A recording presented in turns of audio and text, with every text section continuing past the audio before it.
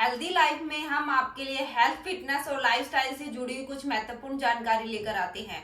आज मैं आपके लिए लेकर आई हूँ कि आप इनफर्टिलिटी की प्रॉब्लम को, जो बेबी कंसीव करना चाहता है, उसके लिए मैं कुछ एक्सरसाइज लेकर आई हूँ जो पीसीओडी में भी हेल्प करेगी, आपकी इनफर्टिलिटी में भी हेल्प करेगी और जो प्रेगनेंसी के लिए प्लान कर रहे हैं उसके लिए भी हेल्प करेगी। मैं हूं doctor Sushila Verma from healthy life. इससे पहले अगर आप मेरे चैनल पे नए हैं तो प्लीज सब्सक्राइब कर दीजिए, शेयर कर दीजिए और बेल आइकन का बटन प्रेस कर दीजिए ताकि आपको न्यू वीडियो की अपडेट मिलती रहे। एक्सरसाइज स्टार्ट करने से पहले मैं कुछ कॉमन चीज बताना चाहती हूँ जो हमें इनफर्टिलिटी की दिक्कत होती है, प्रेगनेंसी में प्रॉब्लम आती है या हमें पीसीओडी की प्रॉब्लम होती है यानी मेंसेस रिलेटेड प्रॉब्लम होती है। तो वो किस वजह से होती है? हमारे जो हॉर्मोन्स होते हैं वो इम्बैलेंस हो जाते हैं, वो प्रॉपरली जहां पर जिस जगह होने चाहिए उस जगह नहीं होते।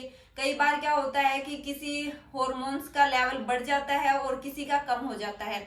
इस वजह से हमारी बॉडी क्या है, अलग अलग तरीके से रिस्पॉन्स करने लग जाती है। किसी वोमेन्स के अंदर वोमिटिंग की, कई वोमेन्स को लगेगा कि मेरे अंदर आलसपन ज्यादा आ रहा है, वो एक्टिव महसूस नहीं करेगी, ऐसे लग रहा होगा कि बॉडी के अंदर वीकनेस हुई होगी। तो पहले के कंपेयर में जब आप अपनी बॉडी के अंदर चेंजेस देखोगे तो काफी चेंजेस मिलेंगे। और सबसे पहले इफेक्ट तो हमें मेंस्ट्रुअल साइकिल पर देखने को मिलता है जब हमारे पीरियड्स आते हैं, जब हमें पता है कि हमारी इतने दिन की साइकिल है। जैसे ही हमारे मेंसेस अप या डाउन होते हैं, या पहले आ जाते हैं या बाद में आते हैं, तो हमें ऑटोमेटिकली पता चल जाता है कि कुछ ना कुछ तो गड़बड़ है।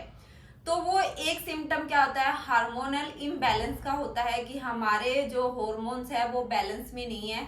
तो हम कुछ एक्सरसाइज करके उन हार्मोन्स को बैलेंस में कर सकते हैं। तो मैं कुछ कॉमन एक्सरसाइज लेकर आई हूँ जिनको आप रूटीन में शामिल कीजिए ताकि आपके हॉर्मोन्स हमेशा बैलेंस रहे, प्रेगनेंसी कंसीव करने में आपको कोई दिक्कत ना हो, जो पीसीओडी की प्रॉब्लम है वो भी आपकी सोल्व हो जाए।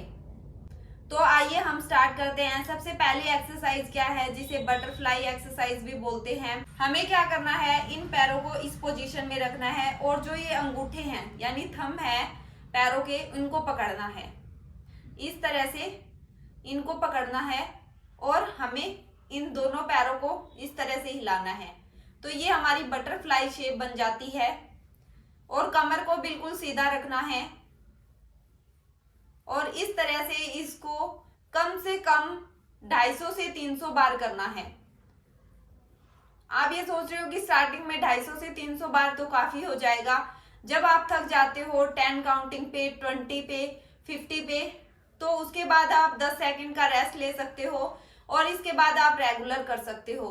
कम से कम आप 250 से 300 बार तो आपको करना ही पड़ेगा, तभी ये एक्सरसाइज इफेक्टिव होगी।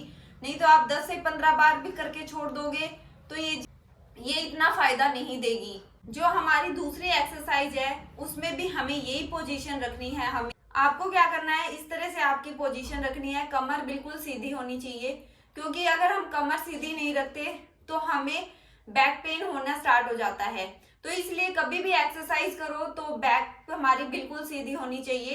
अब मैं दिखा रही हूँ, अपने हाथों की पोजीशन को इस तरह से रखना है यानी जमीन पे रखना है। अगर मैट है तो मैट पे रख सकते हो और दोनों पैरों के इतने डिस्टेंस पे रखना है आपको, ठीक है। फिर हम थोड़ा नीचे आ जाएंगे, क्योंकि अगर ऐसे रहेंगे तो हमारी बैक सीधी नहीं रहेगी। तो हम थोड़ा नीचे आ जाएंगे इस पोजीशन में। अब हम गर्दन को नीचे लेके जाएंगे। आप देख सकते हो मैं जिस तरह से गर्दन को नीचे लेके जा रही हूँ, यहां तक लेके जाना है और फिर वापिस आ जाना है। इसी तरह ये दोबारा एक्सरसाइज करनी है।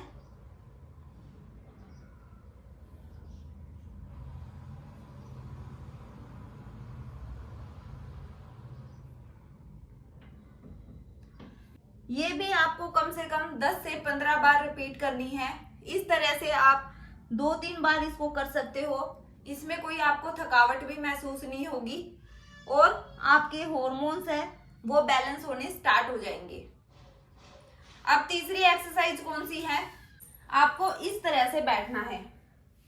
तीसरी एक्सरसाइज में इस तरह से बैठना है। जब हमें एसिडिटी की प्रॉब्लम होती है तो हम खाना खाने के बाद इसी तरह बैठ जाते हैं। इसी पोजीशन में बैठना है, पर पैरों को स्टेबल रखना है कि हमें कोई प्रॉब्लम ना हो, उंगलियों पे हमें स्ट्रेस नहीं आना चाहिए, ठीक है। तो हमें ये पोजीशन रखनी है।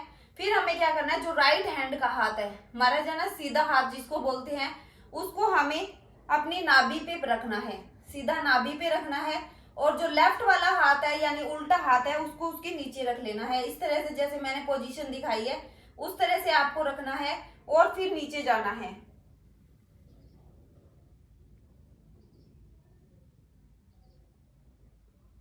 इस तरह से आपको 5 मिनट तक होल्ड रख के रखना है और फिर ऊपर आ जाना है। फिर दोबारा से इसी तरह करना है।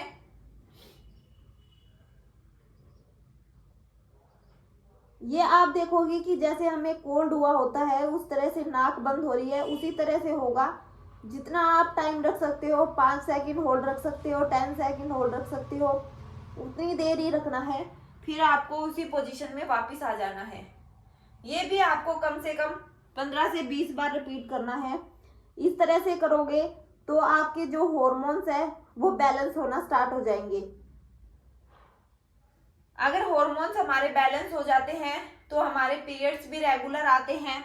और जो हमें कोई भी हॉर्मोन्स का लेवल बढ़ जाता है या घट जाता है तो वो भी प्रॉपरली रहेगा, कोई उसमें इशू नहीं होंगे। तो आपको ये एक्सरसाइज 15 से 20 टाइम्स के लिए रिपीट करनी है।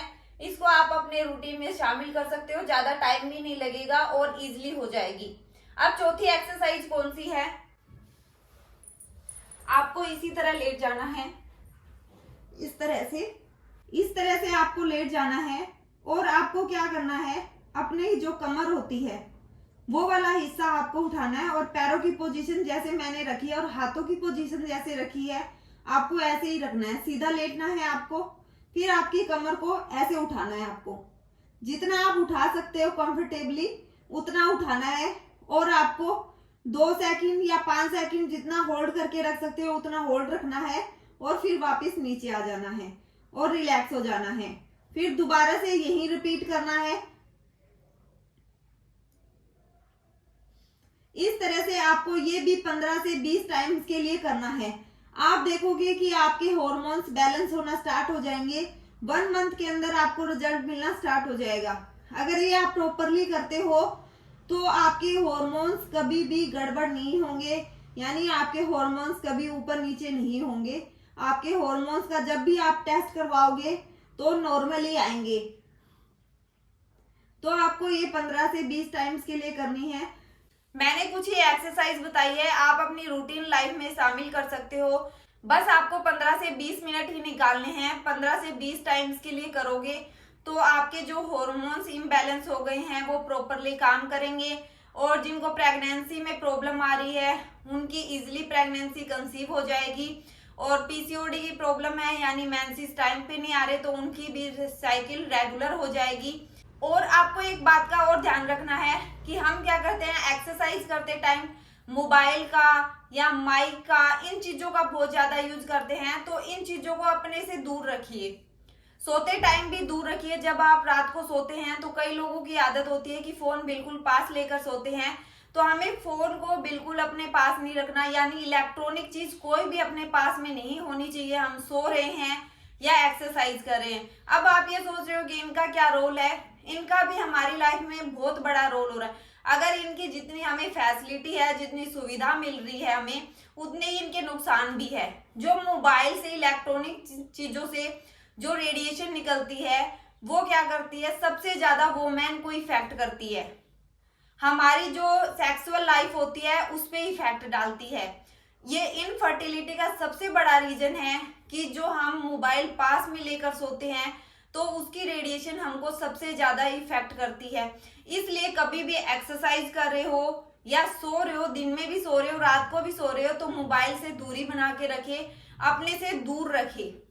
कि आप सोते टाइम अगर बेड पे सो रहे हो तो आप पास में टेबल रख सकते हो, उस टेबल पे आप रख सकते हो ताकि आपकी सेक्सुअल लाइफ पे कोई इफेक्ट ना डाले, आपकी प्रेगनेंसी में कोई प्रॉब्लम ना डाले। सबसे ज्यादा वोमेन को इफेक्ट होता है क्योंकि जब वोमेन्स में ये प्रॉब्लम आती है तो बहुत सारी चीजें गड़बड़ा जाती है, बहुत सारी हेल्थ इश्यूज हो जाते हैं। तो वोमेन को खुद ही समझ नहीं आता कि हमारे साथ क्या हो रहा है। और पीसीओडी तो आजकल इतनी कॉमन हो गई है कि मैरिड लाइफ में तो हो ही रही है, अनमैरिड लाइफ में भी।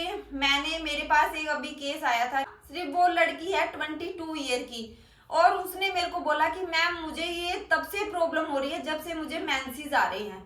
स्टार्टिंग में मुझे 1 या 2 साल तो रेगुलर थे, उसके बाद में मुझे ऐसे ही प्रॉब्लम आ रही है, कभी 3 मंथ से, कभी 4 मंथ से ऐसे आ रहे हैं, और जब हो रहे हैं तो 15 डेज तक रेगुलर हो रहे हैं, और इतनी बॉडी के अंदर कमी आ रही है। और वो बोल रही थी कि इस वजह से मेरा वेट भी लॉस हो रहा है।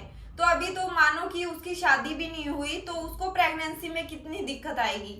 अगर उसको 10 साल से ये दिक्कत है, थोड़ा उसको टाइम लगेगा, पर उसकी भी ये प्रॉब्लम सोल्व हो सकती है अगर वो अपनी रूटीन में एक्सरसाइज इंक्लूड करते हैं। तो अगर फिर भी आप इससे रिलेटेड कुछ एक्सरसाइज पूछना चाहते हैं, खाने के में कुछ पूछना चाहते हैं, यानी डाइट में कुछ पूछना चाहते हैं, तो आप मुझे कमेंट बॉक्स में मैसेज कर सकते हैं और मैं आपका रिप्लाई जरूर करूंगी। और आप मेरी अपॉइंटमेंट भी बुक कराना चाहते हैं इसके रिगार्डिंग, तो आप मेरी अपॉइंटमेंट भी बुक करा सकते हैं, मैं डिस्क्रिप्शन में इसका लिंक दे दूंगी।